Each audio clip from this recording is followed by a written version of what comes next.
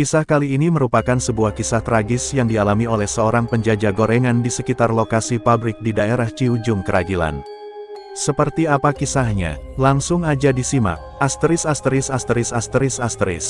Sosok seorang ibu yang baik hati dan suka bercanda itu dengan rela beliau memberikan waktu yang seharusnya telah tertidur lelap di tengah malam. Namun tidak bagi Biparmi, justru wanita setengah baya ini, setelah lelah seharian beraktivitas, pada tengah malam itu masih tetap terjaga demi mencari tambahan penghasilan untuk anak-anaknya di rumah, dengan menjajakan gorengan bakwan dan nasi uduk ke dalam sebuah pabrik untuk para karyawan yang masuk shift malam. Hampir semua karyawan produksi tentunya sangat mengenali sosok Biparmi, dan bahkan tak jarang kedatangan beliau dinanti oleh beberapa langganannya, karena atas jasa beliau, para pekerja yang hendak istirahat malam tak usah repot jauh-jauh mencari makan keluar pabrik. Namun pada suatu malam yang naas, Biparmi mengalami kecelakaan yang sangat mengenaskan, pada saat hendak menjajakan dagangannya ke dalam pabrik. Entah dikarenakan mengantuk atau melamun, Biparmi tiba-tiba menyeberang jalan tanpa lihat kiri dan kanan. Naas bagi beliau, dari arah kanan melintas sebuah kendaraan roda 4 dengan kecepatan tinggi melaju menuju arah Serang dan, bruak, isi bakul gorengan berhamburan di tengah jalan, meninggalkan Biparmi yang tergolek meradang maut tepat di depan gerbang pabrik yang hendak dimasukinya.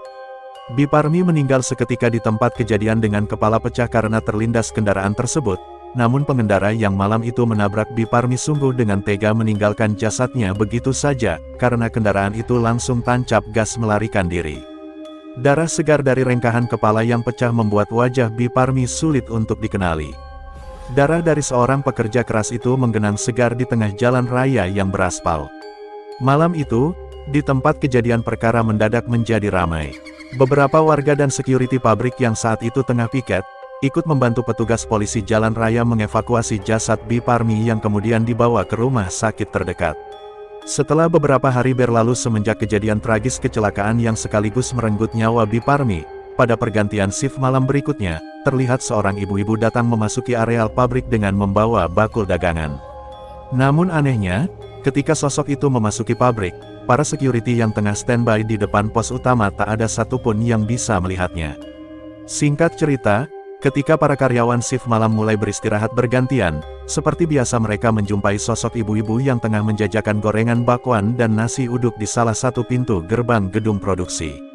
Tak ada yang aneh, banyak dari mereka membeli gorengan, bahkan memakan nasi uduk bungkusan ibu-ibu itu di tempat. Sebut saja 3 orang pemuda langganan yang sudah terbiasa membeli, Darmo, Warsito dan Agung. Malam itu mereka baru masuk hari pertama shift malam, karena hari sebelumnya mereka bertiga libur. Seperti biasa mereka membeli gorengan bakwan dan nasi uduk bungkusan dan makan di tempat itu, bahkan sempat bercakap-cakap. Darmo, biasa uduknya 2 bungkus, ama bakwannya 2, pakai sambal kacang ya. Biparmi, diam. Agung, kenapa?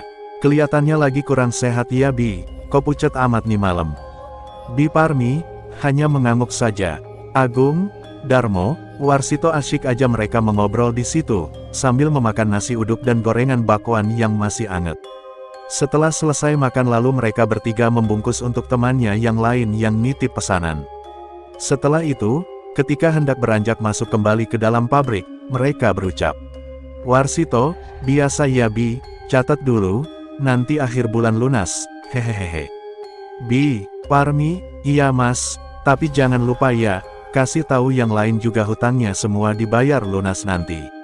Saat Biparmi berkata seperti itu, mereka agak merasa janggal, karena jarang sekali Biparmi berkata sangat serius sambil menegaskan agar akhir bulan hutang mereka dibayar lunas, karena biasanya juga paling bilang, iya, dan bahkan sering mengajak ngobrol atau setidaknya ketawa-ketawa. Namun justru malam itu sangat berbeda, Biparmi lebih banyak diam dan berucap pun terasa datar. Walau terasa aneh, Agung, Warsito dan Darmo sama sekali tidak mengetahui kalau sebenarnya Biparmi sudah tiada, dan memang juga benar adanya kalau Agung, Warsito, Darmo dan beberapa karyawan di dalam, masih ada sangkutan hutang piutang pada Biparmi, karena seperti biasa nama karyawan pabrik yang langganan pada beliau, biasa bayar di akhir bulan saat gajian. Singkat cerita, Agung, Warsito, Darmo berkumpul di dalam, kemudian menyerahkan bungkusan pesanan yang lain. Salah satu teman mereka, Sutisna, bertanya heran pada Agung. Sutisna, dapat gorengan sama nasi uduk dari mana nih? Agung, lebay amat sih lu, ya dari siapa lagi kalau bukan Biparmi? Sutisna, hah, yang bener kamu Gung. Agung, biasa aja kale, pakai acara kaget segala, tinggal makan aja juga. Sutisna, bukan gitu, kalian gak tahu ya. Biparmi kan udah meninggal kecelakaan kemarin. Mendadak semua orang di dalam pada diem, gak percaya pada apa yang dikatakan Sutisna barusan. Namun mau berkata tidak percaya juga bingung, karena Sutisna tinggal satu desa dengan Biparmi. Bahkan Sutisna meyakinkan bahwa sebelum berangkat kerja barusan saja, dia ikut acara tahlil kedua harinya di rumah almarhumah. Agung, Warsito dan Darmo yang baru saja berjumpa dengan sosok Biparmi, bahkan memakan dagangannya. Akhirnya mata mereka bertiga tertuju kepada bungkusan yang masih utuh di dalam sebuah kantong kresek hitam. Darmo dengan pelan-pelan membuka isi kantong kresek itu, dan di dalamnya memang mereka tidak salah lihat, tetap berisi bakwan dan nasi uduk. Namun, yang tadi mereka rasakan masih hangat dan nikmat, kini berganti menjadi bakwan dan nasi uduk yang kotor bercampur dengan tanah, dingin dan sudah berbau basi. Asteris asteris asteris asteris asteris. Begitupun di malam berikutnya. Setelah para karyawan yang masuk malam mengetahui kalau sosok hantu Biparmi masih penasaran dan menteror di areal pabrik, gak sedikit dari mereka yang dinampakin sosok Biparmi pada lari kocar-kacir ketakutan, bahkan ada seorang karyawan yang pingsan di tempat karena melihat sosok Biparmi tengah melayang memegang bakul, lalu seketika berhenti di hadapannya dan menawarkan dagangannya dengan kondisi wajah yang hancur.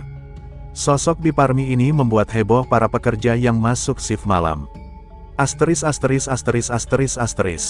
Keesokan harinya, sepulang kerja Agung, Warsito dan Darmo akhirnya mereka berinisiatif mengumpulkan sumbangan ala kadarnya, dan menanyai hampir semua grup shift, siapa saja yang masih berhutang pada Biparmi.